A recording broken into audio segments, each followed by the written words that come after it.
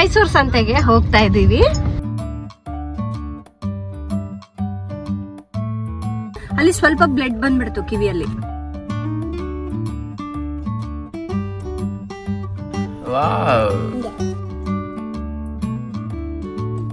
Whenever we ask some questions, she will start thinking. Giraffe ಬಗ್ಗೆ ಎಲ್ಲ ತುಂಬಾ ಚೆನ್ನಾಗಿ ಹೇಳ್ತಾಳೆ ಮ್ಯಾಮ್. ಎಂತ ದೊಡ್ಡ ವಿಷಯ ಕಂಡಿಡ್ಬಿಟ್ಟಾಳಲ್ಲ ನನ್ ಮಗಳು ಅಂತ ಅನ್ಸ್ಬಿಡ್ತು ನನಗೆ.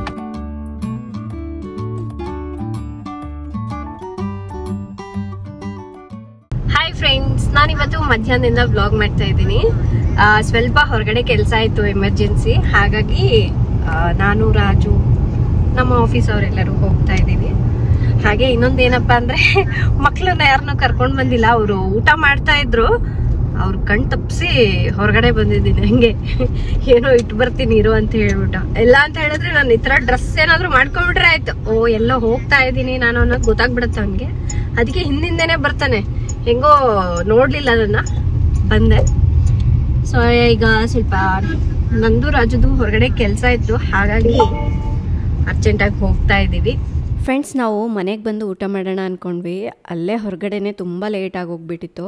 ಅದಕ್ಕಾಗಿ ಹೊರಗಡೆನೆ ಊಟ ಮಾಡ್ಕೊಂಡು ಹೋಗೋಣ ಅಂಥೇಳಿ ಎಲ್ಲರೂ ಊಟಕ್ಕೆ ಬಂದಿದ್ದೀವಿ.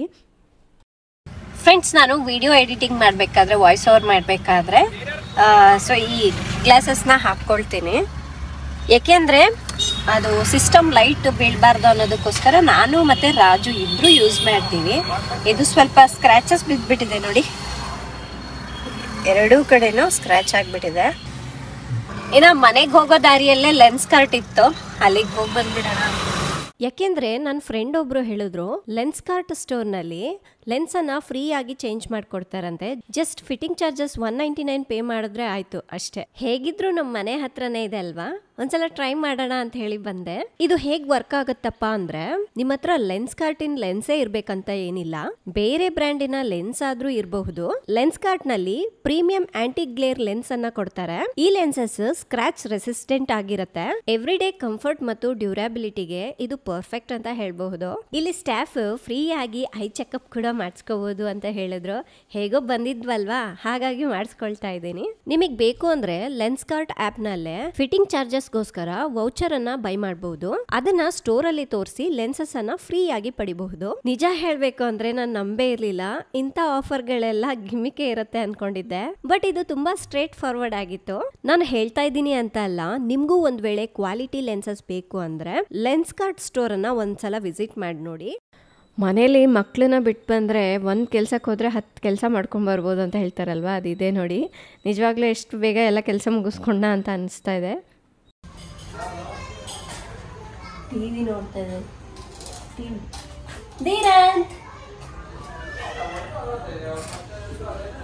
ಧೀರಂತ್, ಓಯ್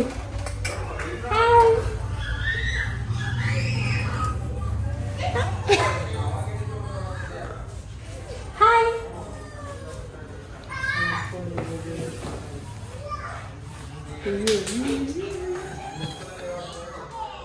ಎಲ್ಲ ಹೋಗ್ತಾ ಇದ್ದಾನ ಅವನು.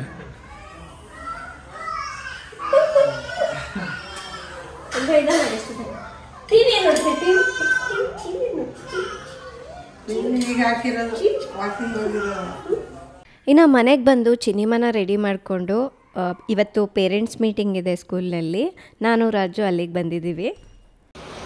ಜಿರಾಫೆ ಬಗ್ಗೆ ಎಲ್ಲ ತುಂಬಾ ಚೆನ್ನಾಗಿ ಹೇಳ್ತಾಳೆ ma'am. Whenever we ask some questions, she will start thinking her own imagination and she will tell everything. Very good. ನಿಜ, ಸಿನಿಮಾ ಬಗ್ಗೆ ಅವರ ಕ್ಲಾಸ್ ಟೀಚರ್ ಹೇಳಿರೋದು ನೋಡಿ ನನಗೆ ತುಂಬಾ ಖುಷಿ ಆಯಿತು. ಒಂದು ಟೈಮ್ನಲ್ಲಿ ಇವಳು ಮಾತೇ ಆಡಲ್ಲ ಅಂತ ಅಂದ್ಕೊಂಡಿದ್ವಿ, ಬಟ್ ಸ್ಕೂಲ್ನಲ್ಲಿ ಇವಳು ಮಾತೇ ನಿಲ್ಲಿಸಲ್ಲ ಅಂತ ಹೇಳ್ತಾ ಇದ್ದಾರೆ. ಪ್ರತಿಯೊಂದನ್ನು ಅವಳು ನೀಟಾಗಿ ಎಕ್ಸ್ಪ್ಲೈನ್ ಮಾಡ್ತಾಳಂತೆ. ಮತ್ತು ಅಲ್ಲಿ ಏನು ಹೇಳ್ಕೊಟ್ಟಿರ್ತಾರಲ್ವ, ಪ್ರತಿಯೊಂದನ್ನು ಕೂಡ ಅವಳು ನೆನ್ಪಿಟ್ಕೊಳ್ತಾಳೆ. ಇಲ್ಲಿ ಬಂದುಬಿಟ್ಟು ಎಸ್ವರೆಗೂ ಅಷ್ಟೇ ಆಲ್ಫಾಬೆಟ್ಸ್ ಹೇಳ್ಕೊಟ್ಟಿದ್ದಾರೆ, ಬಟ್ ಅವಳು ಝೆಡ್ವರೆಗೂ ಬರೀತಾಳೆ. ನನಗೆ ಅದೇ ಆಶ್ಚರ್ಯ, ಹೆಂಗೆ ಕಲ್ತ್ಲು ಇವಳು ಅಂತ. Afternoon lunch and dinner she don't like. because that's rice and sambar. She wants only noodles, pasta, like that only. But here she enjoys everything. What the meal you snacks you send no, she will enjoy it, and she will explain what all you have given and what she brought from farmhouse, what you have prepared. Everything she tells. She want to explain the snack. ನಾನು usually ಅವಳ snack ಬಾಕ್ಸ್ಗೆ junk ಏನು ಕೊಟ್ಟು ಕಳಿಸಲ್ಲ. In case ಏನಾದರೂ ಆ ಥರ junk ಕೊಡಬೇಕಂದ್ರೂ ನಾನು ಮನೇಲಿ ಮಾಡಿರೋದನ್ನೇ ಕೊಟ್ಟು ಕಳಿಸ್ತೀನಿ. ಅವಳು ಅದನ್ನು ಹೇಳ್ತಾಳಂತೆ, ನಮ್ಮಮ್ಮ ಮನೆಯಲ್ಲೇ ಮಾಡಿರೋದಿದ್ದು ಹೋಮ್ ಮೇಡ್ ಹೆಲ್ದಿಯಾಗಿರುತ್ತೆ, ಹೊರಗಡೆದಲ್ಲ, ಇದು ಜಂಕ್ ಅಲ್ಲ, ಮನೇಲಿ ಮಾಡಿರೋ ಜಂಕ್ ಇದು ಅಂತ ಹೇಳ್ತಾಳಂತೆ. ಏನೋ ಕ್ಲಾಸ್ನಲ್ಲಿ ಹೇಳ್ಕೊಡ್ಬೇಕಾದ್ರೆ ಮಕ್ಕಳಿಗೆ ಕೇಳ್ತಾರಲ್ವ ಕೆಲವೊಂದು ಕ್ವಶನ್ಸ್ ಎಲ್ಲ, ಥಿಂಕ್ ಮಾಡಿ, ಎಲ್ಲರೂ ಥಿಂಕ್ ಮಾಡಿ ಅಂದರೆ ಇವಳು ಕೈಯಿಂದ ಆ್ಯಕ್ಷನ್ ಮಾಡಿ ಥಿಂಕ್ ಮಾಡಿಬಿಟ್ಟು ಹೇಳ್ತಾಳಂತೆ. ಅದೆಲ್ಲ ಹೇಳ್ತಾಯಿದ್ರು ಅವ್ರ ಮ್ಯಾಮ್. ಏನೋ ಅವಳ ವರ್ಕ್ ಬುಕ್ ನೋಡೋಣ ಅಂತ ಬಂದ್ವಿ. ಅಂದರೆ ಇಲ್ಲಿ ಕ್ಲಾಸ್ನಲ್ಲಿ ಎವ್ರಿ ಡೇ ಅವಳ ಕೈಯಲ್ಲಿ ಮಾಡಿಸ್ತಾರಲ್ವ, ಅದು ಇದು. ಇಲ್ಲಿ ಏನು ಚಿತ್ರಗಳು ಬಿಡಿಸಿದಾಳಲ್ವ ಆಫೀಸ್ನಲ್ಲಿ ಬಿಡಿಸ್ಬಿಟ್ಟು ಆ ಸ್ಟಿಕ್ಕರ್ಗಳನ್ನು ಅಲ್ಲಲ್ಲಿ ಅಂಟಿಸಿದ್ಲು. ಏನಕ್ಕೆ ಹಿಂಗೆ ಮಾಡ್ತಾಯಿದ್ದಾಳೆ ಅಂತ ಅಂದ್ಕೊಂಡಿದ್ದೆ. ಬಟ್ ಅಲ್ಲಿ ಕ್ಲಾಸ್ನಲ್ಲಿ ಏನು ಮಾಡಿಸ್ತಾರಲ್ವ ಅದನ್ನು ಮನೆಗೆ ಬಂದು ಮಾಡ್ತಿರ್ತಾಳೆ. ನನಗೆ ಸ್ವಲ್ಪ ಡೌಟ್ ಇದೆ, ಚಿನಿಮಾ ಲೆಫ್ಟಿನೋ ರೈಟಿನೋ ಗೊತ್ತಾಗ್ತಾ ಇಲ್ಲ. ಯಾಕೆಂದರೆ ಕೆಲವೊಂದು ಸಲ ಲೆಫ್ಟ್ ಹ್ಯಾಂಡಿಂದ ಬರೀತಾಳೆ, ಕೆಲವೊಂದು ಸಲ ರೈಟ್ ಹ್ಯಾಂಡಿಂದ ಬರೀತಾಳೆ. ಇನ್ನು ನಂಬರ್ಸ್ನಲ್ಲಿ ಈಗ ಅವಳಿಗೆ 1 to 10 ಬರೀಲಿಕ್ಕೆ ಬರುತ್ತೆ. ನಾನು ಇದೆಲ್ಲ ಕೇಳಬೇಕು ಚಿನಿಮಾ ಬಗ್ಗೆ ಅಂತಲೇ ನಾನು ಪೇರೆಂಟ್ಸ್ ಮೀಟಿಂಗ್ನ ಮಿಸ್ ಮಾಡದೆ ಅಟೆಂಡ್ ಆಗ್ತೀನಿ, ಎಷ್ಟೇ ಬಿಸಿ ಇದ್ರೂ. ಏನೋ ಕ್ಲಾಸ್ನಲ್ಲಿ ಹೇಗಿರ್ತಾಳೆ, ಏನು ಕತೆ, ಅದೆಲ್ಲದು ಕೇಳಿ ತಿಳ್ಕೊಂಡೆ. ನನಗಂತೂ ಇವತ್ತು ತುಂಬ ಅಂದರೆ ತುಂಬ ಖುಷಿ ಆಯಿತು.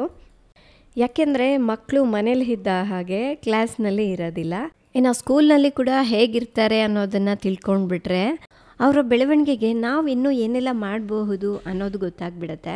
ಏನೋ ಮೊದಲು ಚಿನಿಮಾ ಕ್ಲೋಸ್ ಫ್ರೆಂಡು ಒಂದು ಹುಡುಗಿ ಇದ್ಲು, ಅವಳೀಗ ಬೇರೆ ಸ್ಕೂಲ್ಗೆ ಹೋಗ್ಬಿಟ್ಟಿದ್ದಾಳೆ. ಇವಾಗ ಇವಳು ಫ್ರೆಂಡ್. ಇನ್ನು ಮನೇಲಂತೂ ಅವಳ ಬಗ್ಗೆ ಹೇಳಿದ್ದು, ಅಭಿಜ್ಞಾ ಹಿಂಗೆ ಮಾಡಿದ್ಲು, ಅಭಿಜ್ಞಾ ನನಗೆ ಇದು ಕೊಟ್ಟಳು, ಅದು ಕೊಟ್ಟಳು, ನಾನು ಅವಳಿಗೆ ಇದು ಮಾಡಿದೆ. ಸೊ ಬರೀ ಇದೇ ಹೇಳ್ತಾ ಇದ್ಲು. ಅವಳ ಬಗ್ಗೆ ಸ್ವಲ್ಪ ಕೇಳಿ ತಿಳ್ಕೊಳ್ತಾ ಇದ್ದೆ. ಚಿಕ್ಕ ವಯಸ್ಸಿನಲ್ಲಿ ನಮಗೆಲ್ಲ ಸ್ವಲ್ಪ ಅವಾಗವಾಗ ಸ್ಕೂಲ್ಗೆ ಹೋಗ್ಬೇಕಂದ್ರೆ ಬೇಜಾರು ಅನ್ಸೋದು. ಬಟ್ ಈಗಿನ ಕಾಲದ ಮಕ್ಕಳು ನೋಡಿ ಎಷ್ಟು ಖುಷಿಯಾಗಿ ಬರ್ತಾರೆ ಪೇರೆಂಟ್ಸ್ ಮೀಟಿಂಗ್ ಅಂದ್ರೂ. ಏನೇನು ಕೊಟ್ಟಿದ್ದಾರೆ ಚಿನ್ಮ? ಬಟನ್ಸ್ ಕೊಟ್ಟಿದ್ದಾರೆ. ಏನಿದೆ? ಸ್ಟಿಕ್ಕರ್ಸ್ ಇಲ್ಲ, ಗಮ್ಮನ್ಸಿದ್ದಾರೆ, ಗಮ್ಮನ್ಸಿ ಮಾಡಿದ್ದಾರೆ. ಎಲ್ಲ ತೆಗ್ಯದ. ಏನಿದು? ಬುಕ್ ಕೊಟ್ಟಿದ್ದಾರಾ? Story book. ಸ್ಟೋರಿ ಬುಕ್ಕಾ? ಎಲ್ಲಿದೆ ಬಾಯೋ ಅದು ಅಡ್ಡಪ್ಪ ಹೇಳ್ಬೇಕು. ಓಕೆ, ಮದರ್ ಹೇಳ್ಬೇಕು.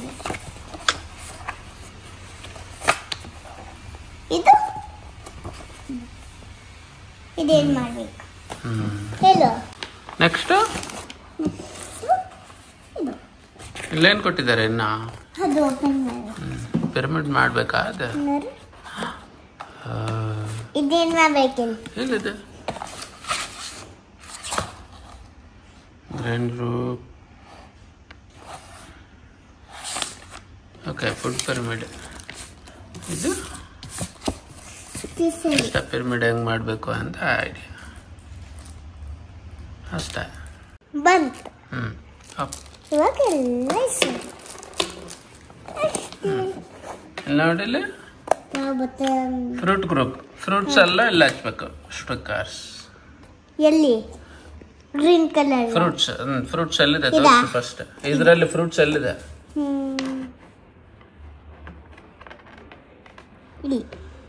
ಅದು ಫ್ರೂಟಾ? ಸ್ಟಿಕ್ಕರ್ ಇಲ್ಲಿ ಸ್ಟಿಕ್ ಮಾಡು. ಇಲ್ಲಿ ಇಟ್ಬೇಕದ ಸ್ಟಿಕ್ಕರ್ ಓಪನ್ ಮಾಡ್ಬೇಕು. ಅದು ಸ್ಟಿಕ್ಕರ್ ಇದ್ದಂಗಿಲ್ಲ, ಅದು ಮ್ಯಾಗ್ನೆಟ್ ಇದ್ದಂಗಿದೆ ಅಲ್ಲ? ಮ್ಯಾಗ್ನೆಟ್. ಹಚ್ಚು.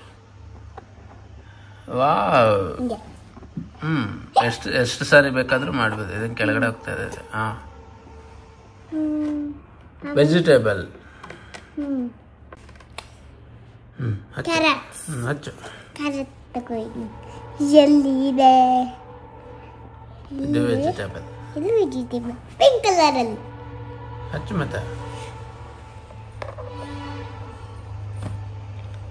ಓಕೆ. ಫ್ರೆಂಡ್ಸ್, ಇನ್ನು 2 ಡೇಸ್ ಆದಮೇಲೆ ಮತ್ತೆ ಈ ವ್ಲಾಗ್ನ ನಾನು ಕಂಟಿನ್ಯೂ ಮಾಡ್ತಾ ಇದ್ದೀನಿ. ಫ್ರೆಂಡ್ಸ್, ಇನ್ನೇನು ರೆಡಿ ಆಗಿಬಿಟ್ಟು ಈಗ ಮೈಸೂರು ಸಂತೆಗೆ ಹೋಗ್ತಾ ಇದ್ದೀವಿ. ಈಗ ಟೈಮ್ ಬಂದ್ಬಿಟ್ಟು 7 o'clock ಆಗಿದೆ. ಅಂದರೆ ಈ ಟೈಮ್ನಲ್ಲಿ ಹೋದರೆ ಚೆನ್ನಾಗಿ ಲೈಟಿಂಗ್ಸ್ ಎಲ್ಲ ಇರುತ್ತೆ, ನೋಡೋಕ್ಕೆ ಚೆನ್ನಾಗಿರುತ್ತೆ ಅನ್ನೋದಕ್ಕೋಸ್ಕರ ಈವ್ನಿಂಗ್ ಹೋಗೋಣ ಅಂತ ಅಂದ್ಕೊಂಡ್ವಿ. ಎಲ್ಲರೂ ಹೊರಟಿದ್ದೀವಿ. ಇನ್ನೇನು ನಮ್ದು ಈರಿಗಂತೂ ಕಾರ್ ಹತ್ತು ಕೂರಂಗಿಲ್ಲ, ಕುತ್ಕೊಂಡ್ರೆ ನಡಿ ಹೋಗೋಣ ನಡಿ. ಕಾರ್ ಹತ್ತದ್ಮೇಲೆ ಸಾಂಗ್, ಅದು ಒಂದು ರೊಟೀನ್ ಇಟ್ಕೊಂಡ್ಬಿಟ್ಟಿದೆ ನಾನು. ಸರಿನಾ, ಇನ್ನ ಸಂತೆಯಲ್ಲಿ ಏನೆಲ್ಲ ಮಾಡ್ತೀವಿ, ಏನೆಲ್ಲ ಇದೆ ಅದೆಲ್ಲದನ್ನ ತೋರಿಸ್ಕೊಂಡು ಬರ್ತೀನಿ.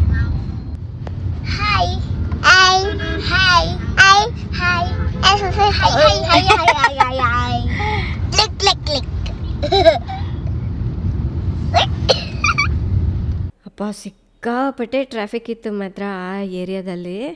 ಇನ್ನು ನೋಡ್ತಾ ಇರ್ಬೋದು ಒಳಗೆಲ್ಲ ಹೇಗಿದೆ ಅಂತ.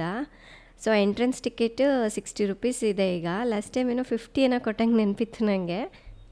ನಾವು ಹೋಗಿದ್ದು ಲಾಸ್ಟ್ ಡೇ, ಹಾಗಾಗಿ ರಶ್ ಇರಬೇಕು ಅಂದ್ಕೊಳ್ತೀನಿ. ಬರೀ 3 ದಿವಸ ಇರುತ್ತೆ. ಎಲ್ಲ ಕಡೆಯಿಂದನೂ ಬಂದು ನೋಡ್ಕೊಂಡು ಹೋಗ್ತಿರ್ತಾರೆ. ನೋಡಿ ತುಂಬಾ ರಶ್ ಇದೆ ಒಳಗಂತೂ. ಇಲ್ಲಿ ಜ್ಯುವೆಲ್ರೀಸ್ ಅಂತೆ, ಈ ಥರ ಸ್ನ್ಯಾಕ್ಸ್ ಅಂತೆ, ಸಾಕಷ್ಟು ಬಗೆಯ ಐಟಮ್ಸ್ ಎಲ್ಲ ಇರುತ್ತೆ. ಇನ್ನು ಇವರು ನಮ್ಮ ಸಬ್ಸ್ಕ್ರೈಬರು, ಅವರು ಕೂಡ ಒಂದು ಸ್ಟಾಲ್ನ ಹಾಕ್ಕೊಂಡಿದ್ರು. ಇನ್ನು ಬಟ್ಟೆ ಕಲೆಕ್ಷನ್ಸ್ ನೋಡಿ, ಆ ಜೊತೆಗೆ ನೋಡ್ಕೊಳ್ತಾ ಹೋಗ್ತಾ ಇದ್ದೀವಿ. ಅಲ್ಲಿ ನಮ್ಮ ಸಬ್ಸ್ಕ್ರೈಬರ್ ಸಿಗ್ತಾ ಇರ್ತಾರೆ. ಸೊ ಅವ್ರನ್ನ ಮಾತಾಡ್ಸ್ಕೊಂಡು ಒಂದೊಂದೇ ಸ್ಟಾಲ್ಗಳಿಗೆ ಹೋಗಿ ನೋಡ್ಕೊಂಡು ಹೋಗ್ತಾ ಇದ್ದೀವಿ. ಈ ರಶ್ನಲ್ಲಿ ಒಂದು ಕಡೆ ದೀರುನ ಎತ್ಕೊಂಡು ಚಿನ್ನಿಮ್ಮನ ಕರ್ಕೊಂಡು ಹೋಗ್ತಾ ಇದ್ರೆ ಸೇಮ್ ನಾವು ಚಿಕ್ಕ ವಯಸ್ಸಿನಲ್ಲಿ ಜಾತ್ರೆಗಳಿಗೆಲ್ಲ ಹೋಗ್ತಾ ಇದ್ವಲ್ವ, ಆ ಥರ ಫೀಲ್ ಆಗ್ತಾಯಿತ್ತು ನನಗೆ.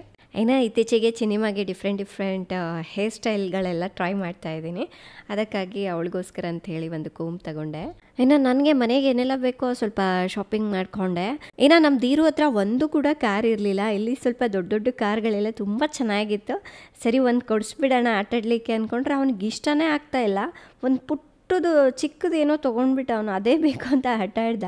ನಾವು ಪೇರೆಂಟ್ಸ್ ಹಂಗೆ ಮಾಡ್ತೀವಲ್ಲ, ನಮಗೇನು ಇಷ್ಟ ಆಗುತ್ತೋ ಮಕ್ಕಳಿಗೆ ಅದನ್ನು ತಗೋ ಅಂತ ಹೇಳಿ ಕೊಡ್ಸೋಕೆ ಹೋಗ್ತೀವಿ. ಬಟ್ ಅವ್ರಿಗೆ ಇಷ್ಟ ಆಗಿರೋದೇ ಬೇರೆ ಇರುತ್ತೆ.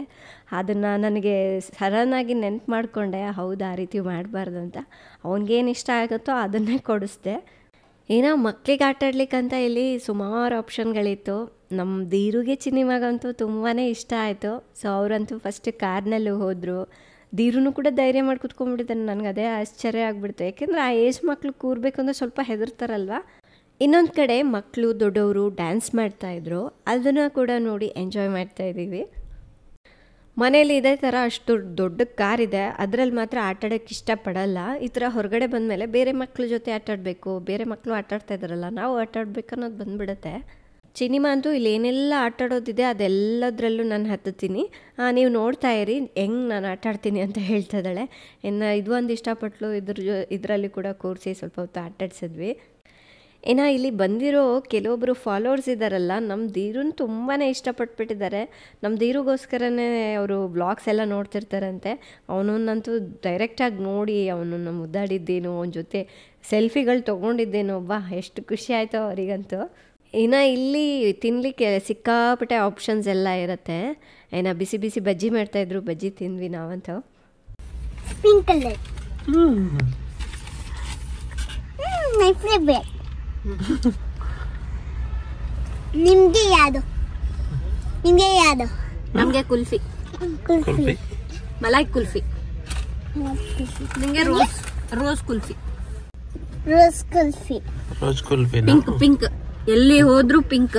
ಫ್ರೆಂಡ್ಸ್, ನಿಮಗೆ ಒಂದು ಸ್ಟೋರಿ ಹೇಳ.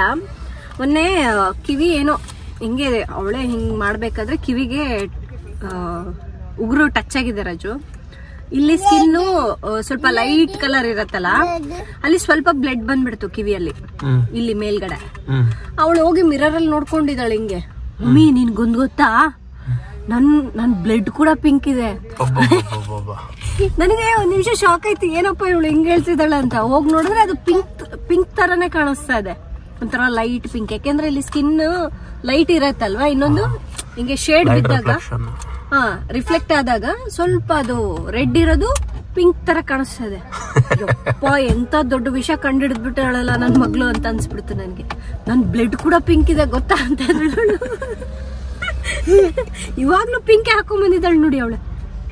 ಪಿಂಕಿ ಪಿಂಕಿ ಪಿಂಕಿ ಅಂತ ಇಟ್ಟಿಬಿಡೋಣ ಹೆಸರು. ಪಿಂಕಿ ಅಂತ ಏನು ಇವತ್ತು ಗುಡ್ ಬಾಯ್ ಆಗ್ಬಿಟ್ಟಿದೆ ನೋಡ. ಹೇಳಿದ ಮಾತೆಲ್ಲ ಕೇಳ್ತಿದ್ದೆ ನಾನು. ಬಟ್ ಆದ್ರೆ ಜನ ಸಿಕ್ಕಾಪಟ್ಟೆ ಇದಾರೆ.